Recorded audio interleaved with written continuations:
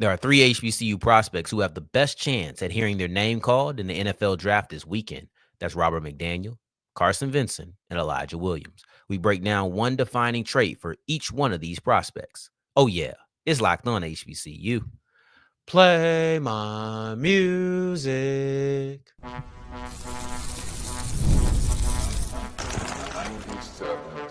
You are Locked On HBCU, your daily podcast covering HBCU sports. Part of the Locked On Podcast Network, your team every day.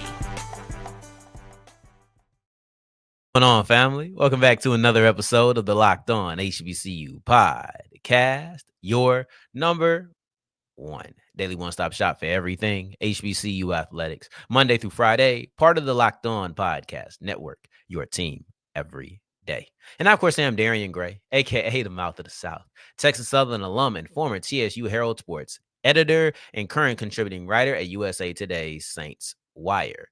Thank you for going on this journey with me. Make a Locked On HBCU your first listen of the day every day. And remember, just because the mic cuts off does not mean that the journey is over. Just means it's time to follow me on Twitter at South Exclusives. Starts with an S and ends with an S. Today's episode is brought to you by FanDuel. Right now, new customers can get $250 in bonus bets when your first $5 bet wins. Go to FanDuel to make every moment more. We have three premier prospects in the NFL draft this year from HBCUs: McDaniel, Williams, Vincent.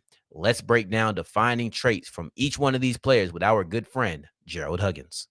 I'm back. I told you it was just going to be a couple of days away, but we're back with Gerald Huggins to break down the draft. And we're here to discuss the three players with the best chance to hear their names called in the NFL draft on Saturday, more likely than not. And we'll start off with Robert McDaniel. I just want to ask you, do you get a sort of a sense of pride knowing that you were the first one really pushing McDaniel, and you were not only right, you pushed him as the top player, and a lot of people probably weren't having those conversations at all. You feel a little bit of pride knowing it? I did that one. That's not really my style, man. But I realize that if I don't speak up for myself, then who's gonna do it? So, yes, when I was actually looking at Malachi Bailey, I think he ended up transferring from. Yeah, he got the extra year because of the JUCO stuff, and he left Alcorn because of that. Yep, I'm watching him, and I end up seeing Rob McDaniel, and I was just like, I was sold. I was like, yeah, let's do it. And I hollered at my director at Shrine Bowl. I was like, hey man, we got to put him on the preseason watch list. This kid is good. And I called Coach O at Jackson. I'm like, man, listen, he needs to get on whatever list he needs to get on. Do what you get, make a call, something. Gotta get him on. This kid is. The first play I saw was him. The first play I saw was when he tracked down Jacobian Morgan from Jackson State. So he came from like 20-yard depth and caught Jacobian a yard behind the line of scrimmage. I was like, oh yeah. I was like, yeah, I'm sold. And I saw the game he played against Southern Miss. I was like, oh my God. And then he played another game versus SFA. And then I was like, yeah, this kid why is he not starting at Alcorn? And then he ended up transferring. I was like, oh, thank the Lord. That's why I ended up calling, Coach O. Me and Coach O talk about that. That's my mentor. So I was like, yo, like, Coach O, like, what happened? Do something with him. Like, because he was originally at Jackson and he transferred to Alcorn, now he's back at Jackson. So I'm like, okay, cool. Why wasn't he playing at Alcorn? Now, granted, it could have been a lot of things. I'm not going to like beat Alcorn over the head with it, but this is not a shot at Alcorn at all. But we almost never had a Rob McDaniel. He might have not have played that much at Alcorn. If he would have stayed, then we would never have known about him. Maybe I might have found him. Crazy. Yeah, but it's things happen. Like the draft process is not cookie cutter. Like some guys thoroughly just go unnoticed, and it happens. So, for me, and don't get me wrong. Like, yes, I I found out about Rob, and I made sure I pushed him to everybody, and I could possibly push him to. Some people were very hesitant at first. He's like, "Yeah." I was like, "Okay," and I stuck to it. I almost questioned myself, like, "Nope, no, G. You know what you see. You see this 215-pound, 6'2" corner that can play linebacker and safety and come off the edge. You saw it, so stick to it." So, like I said, he's the only 3-level defender in the draft. There ain't a safety that there's not a safety that will go head up with a guard and try and knock him off his butt. There's not a safety that could oh, okay, yeah, go play corner real quick on and people don't understand how fast South Carolina State receivers are. One of them actually is at Stanford right now. They're pretty fast. And Justin Smith-Brown just hit the portal too, so he was fast too. So he's like, "Yeah, Rob, we need you to go on the outside real quick and go shut down these receivers so we can go to the championship game and win it." And he did it twice. After he's like, "Oh, you know what, Rob? This week, we want you at pretty much an edge rusher. Come off the edge, be at the tight end, fit in the run game." He did it. Rob, we need you back deep. Too high. Might need you to cover the half of the field, maybe roll down, be a robber and some cover 3 stuff. He did that too. Did everything right. Had a slow start to the year, but then it just picked up. And you mentioned, I want to ask you about that. Do you think that versatility translates to the NFL? Like, is that something that you think they'll ask him to do? Oh God, I hope they do. Yeah, I have not scouted a safety this physical ever. I mean, I know I just started. I have scouted one. Not saying there hasn't been one. I haven't scouted. So I've scouted the ACC for 2 years. I've scouted the Sun Belt for 2 years. And I've scouted HBCU football since 2021. I haven't seen a safety like this. Like, if the reports are true about, like, if the Commanders find a way to grab this young man, what Dan Quinn did with Marquise Bell would be a 2.0 situation with Rob McDaniel. Like, this kid, he's a standard. You stay on the table for a kid like this. He checks the boxes, man. I mean, what else do you want? Yeah. So my thing is, I hope now you don't want an Isaiah Simmons situation where that's what scares me. You're too versatile. Now, what says the difference? See, Rob could be a full-time strong safety. Rob could be a full-time nickel. Now, I preferably wouldn't want Rob at corner and let him tell it. Rob would love to play corner, but Rob will play anywhere. But Rob can play corner. Now, in a certain scheme, could I see Rob at corner? Maybe, but I think they have a spot. Any team that picks him up knows they have to have a spot for him. So yeah. I don't start small and expand. Right. Like, hey, here, just take this. This is your playbook. You are this, and I want you to just slowly start adding stuff onto him. Now, granted, he's a smart kid. He can go I'm not worried about him learning the information. Now, if you know multiple spots, that means you have to, you pretty much have to know every single thing that goes on the football field, every single play, which some guys can't do, but some guys can. And I don't doubt that Rob can do it. So, yeah, I'll take, pat on the back. Yes, I've been wrong a lot. That's just due to more not understanding how the NFL views guys the same way I do. But for the most part, this guy is like, okay. It's him. I'm gonna let you know. I always let you know. Sometimes I'll just text you, I'll call you, be like, "Look, man, I just want you to know you're doing it." Like, so if nobody else tell you, I'm always gonna let you know, man. But appreciate it. Let's get into one of those guys that I think there may be a little bit of a split on, and I would love to know your take on Carson Vincent and some of the things that you're hearing about him as we continue with Locked On HBCU. Today's episode is brought to you by FanDuel. The NBA playoffs are here. The baseball season is here. The NHL playoffs are here. It's all you want. The NFL draft is here. You name it, they have it. The NFL draft is tonight. It is tonight.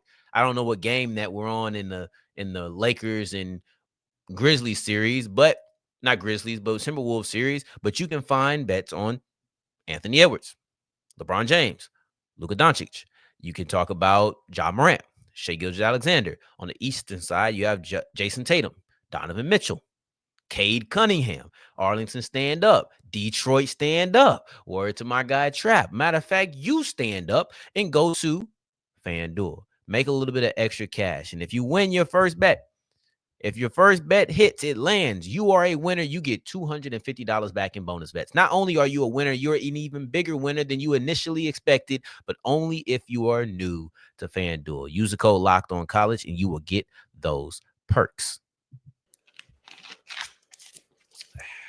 As we continue rolling on today's episode of Locked on HBCU, I appreciate you for making this your first listen of the day.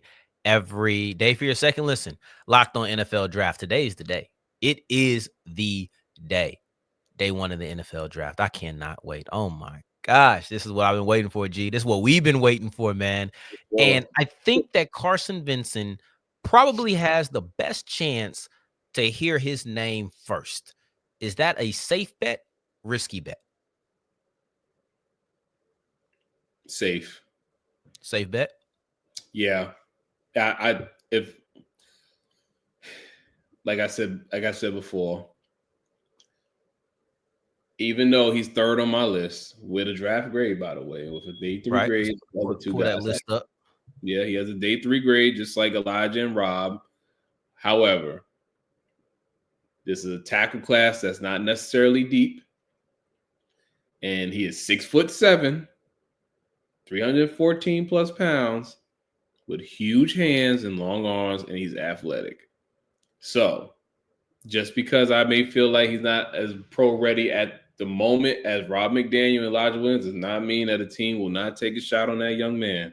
So, if I had to, as much as I love Rob and Elijah, if I was a betting man, I would say Vincent would be the first person off the board out of those three.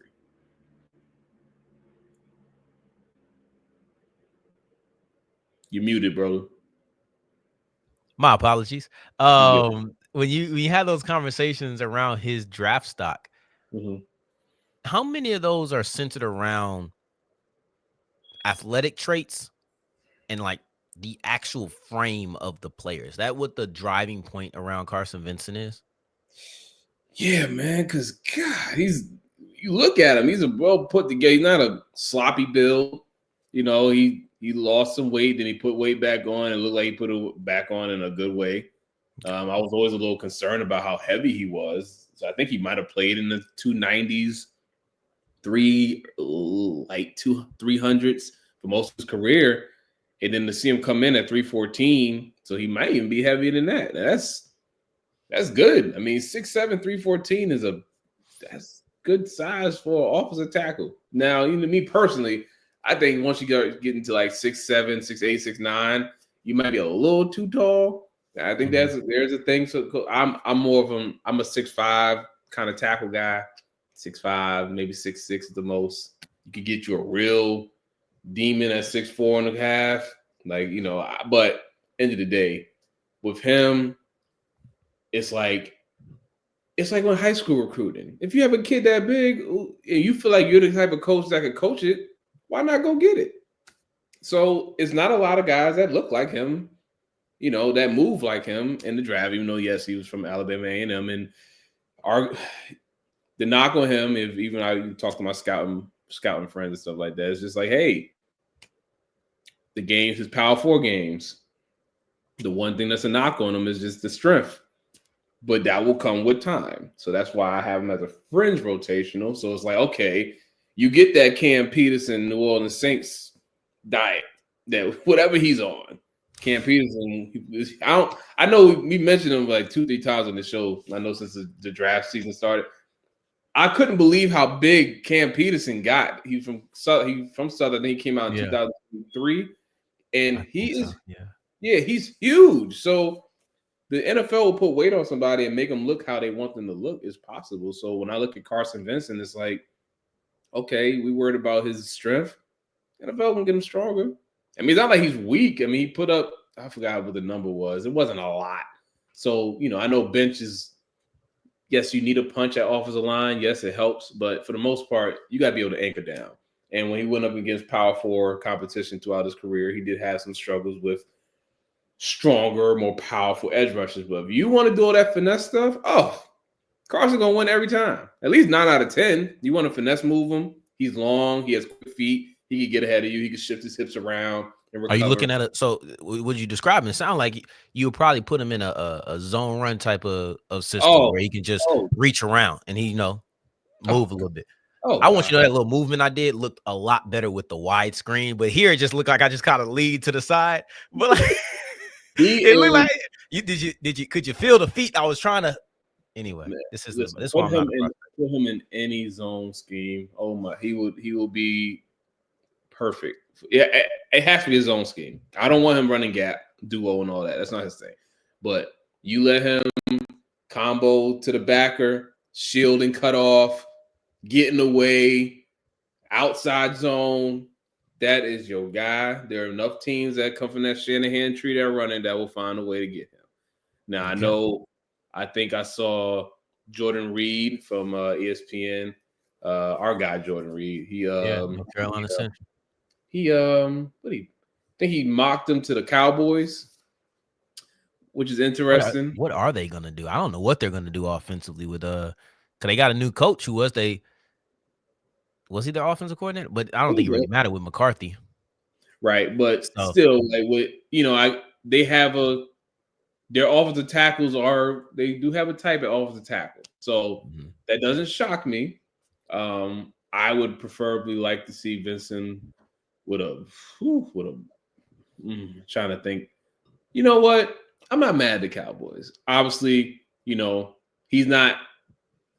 Is he big and athletic enough to be enough for the Eagles or something like that? I just want to be with a really, really, really, really good offensive line coach, because I think that would be very beneficial for him. So the Titans, I don't know if it's schematically it's like the right scheme, but the Titans would be good. The Eagles would be good for him. Just like lateral movement team 49ers would be good for him. Dolphins maybe not be too bad of a look for him. And you know what? One of our guys, Kyle Krabs, who does Locked On Dolphins, I believe he does the Dolphins show as well as the Draft Dudes. He put him with Miami. He discussed it or he at least discussed the idea of him being with Miami, and I think he compared him to the guy out of Houston from a couple of years ago. Is about to take over from Armstead, Patrick Paul. I think he kind of compared him to Patrick Paul. I think Paul is about 6'7" big kid. Yeah. Paul from University of Houston, right? Yeah, from UH. Yeah. Oh, yeah. From University of Houston. Yep. So I think he kind of compared him to there. So it's interesting that you use that athletic profile. But one guy that seems to be one of one, Elijah Williams. He's definitely one of one here. And I want to talk about his versatility as we continue and wrap up today's episode of Locked On HBCU. Today's episode is brought to you by the Amazon Fire TV Stick. Did you know that your Fire TV is also an Xbox? No, you don't need a console. You can turn any TV into a gaming or entertainment hub with Fire TV Stick 4K devices. Just grab your paired controller, subscribe or sign in to Xbox Game Pass Ultimate with EA Play included, and you're ready. It's that simple. Dive into hundreds of games like EA College Football 25 or Black Ops 6, whatever you want to play.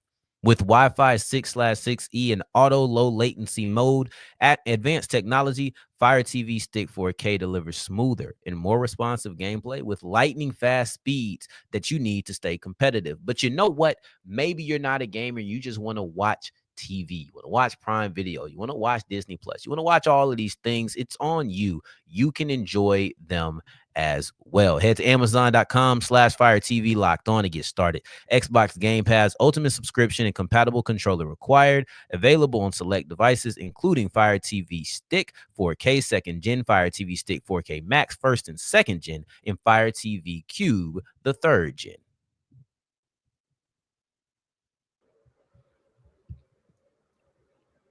As we're wrapping up today's episode of Locked On HBCU, I appreciate you for making this your first listen of the day every day, making it all the way to segment 3, and I thank you 2 times for that. Thank you, Elijah Williams.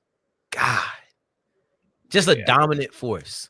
I tried to set up the Today Show lineup with each guy's trait. I talk about McDaniel's versatility, Vincent's athletic profile, the But when it came to Williams, I didn't know what to say other than his domination.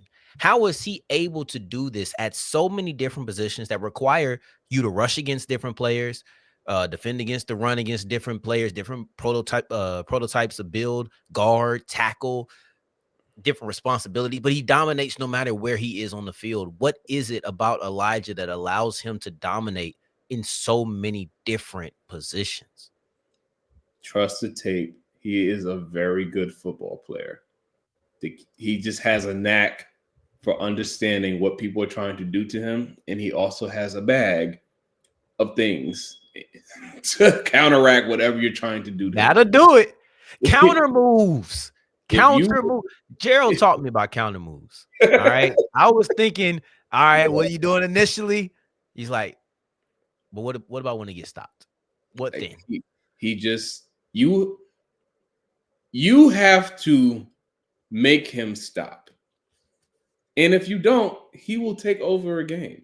I haven't seen one person, two people, players, just make him just tap out. They can't. He played against all types of competition. Now I will say he never got that Power 4 competition that he deserved, but that's due to schedule, not his fault. But all the G5 competition, FCS, and Jesus Christ for the D2 schools he played against. But Elijah Williams, he has it all. He came in as an outside linebacker, and he's leaving as an interior defensive lineman. If he had an M, if he had the University of Maryland M on his helmet, people would be like, "Oh my God, this is a first, second, third round pick." See, I'm just realistic with my expectations. Now, don't get me wrong. Do I think Elijah's a day one guy? No, obviously not day two. But end of the day, is he a day three guy? For sure. Why? Because he did exactly what he's supposed to do at the FCS level. He showed loyalty. He showed dominance. He has the accolades. He has a bag full of tools that he could use at multiple positions.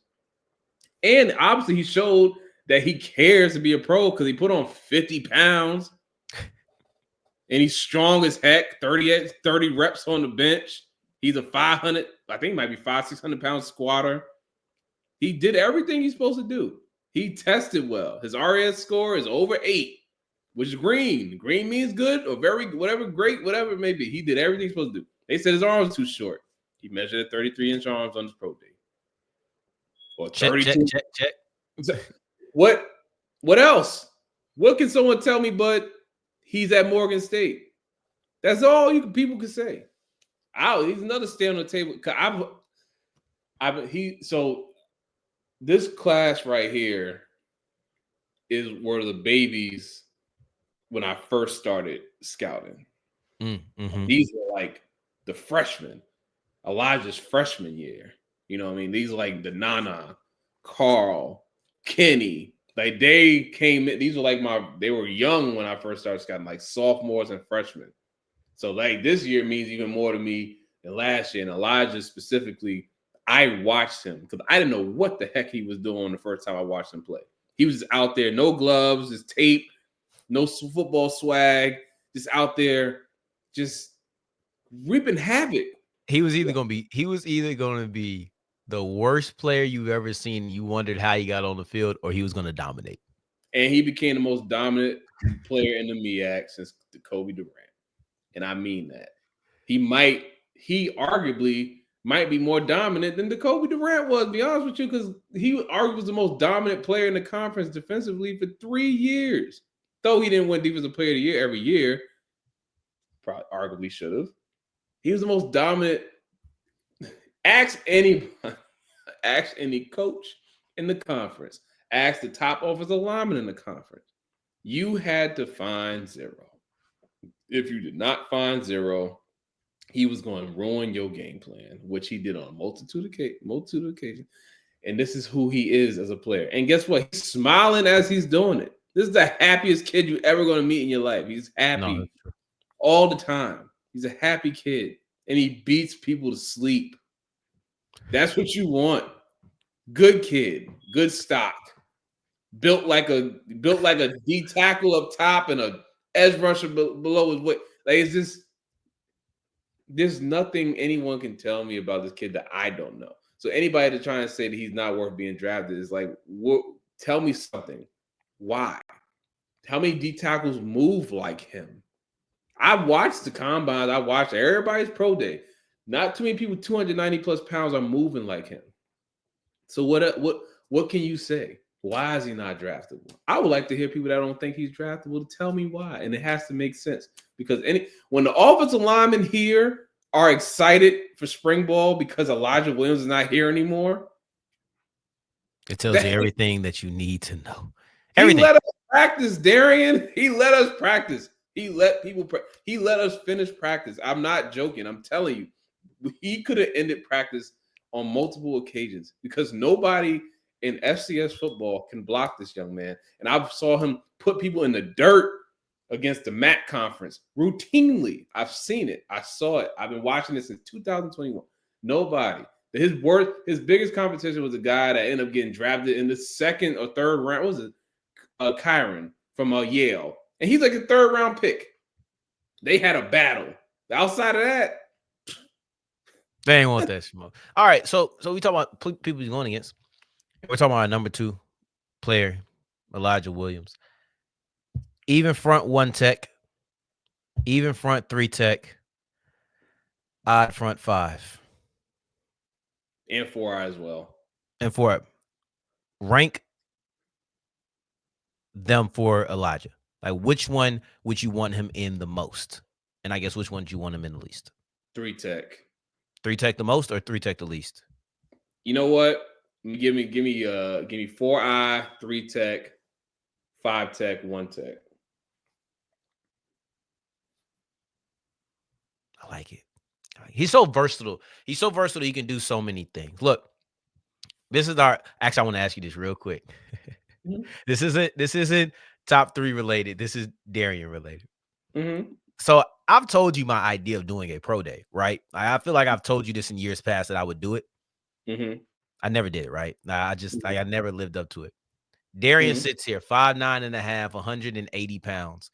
What should be his 40, his bench, his broad, and his vert? Mind you, I'm not a player. So, like, you know what I'm saying? I'm throwing caveats in there. But what's a good number? I'm going to get back with you. A 5'9", 180-pound linebacker you said you played? I'm a podcaster now, I guess. You know, my position is podcaster. I'm just a human. I'm just a civilian. All right. Don't grade me like I'm on the field. Like what's my 40? I think as a normal human being that doesn't train for the 40, as long as you get a 5 flat.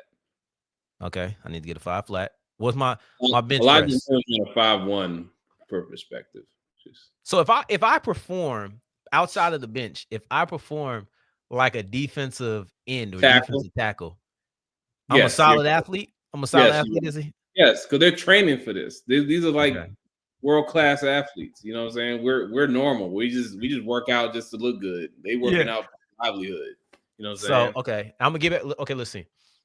Bench. What was my 225 bench as just me? I just say do your body weight, man. As long as you can do your body weight, you strong. You good. Okay. Vert. You got to at least get over 30. Broad. Over 9. Okay, I'm gonna get back with you. I don't think my number is gonna be that great. We'll see how it goes, though. I've always said I was gonna do it, but now I'm prepping. Now I'm actually prepping because I haven't done my 40. I haven't done my 40, and I haven't done my broad. But I did my bench. My bench was 4. I was so mad, but it was like, okay, cool. I wasn't mad because I opened up Instagram. You see people doing more than 4. But listen, I don't bench. I don't lift heavy anymore. My goal is to make sure that if anything transpired, that I'm able to defend and handle myself for 30 seconds. Listen, I don't care about this. I am about to talk to you about this off camera, but these are our prospects. McDaniel's versatility stands out. The ability to play corner, safety, linebacker, rush the passer. He can do it all. Carson Vincent's athletic profile, standing at 6'7", 314 pounds at offensive tackle with the ability to move the way that he can. And then Elijah Williams' domination. It didn't matter where you put him. It didn't matter who you put him against. He was dominating his opponent, whether it was a guard or if it was an offensive tackle. These are our top 3 players in the NFL draft, and they are the most likely to hear their name called. Stay tuned. Vincent get his name called on day 2, or you think it's day 3 only? 3. Okay. Let's see if any of these guys can hear their name called on day 3. I appreciate you. G, draft season is always lovely because I get to have you on the show more often. I can't wait. We'll recap this draft at some point next week. In the meantime, in between time, tomorrow, you have the dominant force himself, Elijah Williams, joining us on Locked on HBCU. In the meantime, in between time, until the next time we hear each other, family, take care, stay blessed. Peace. Ugh.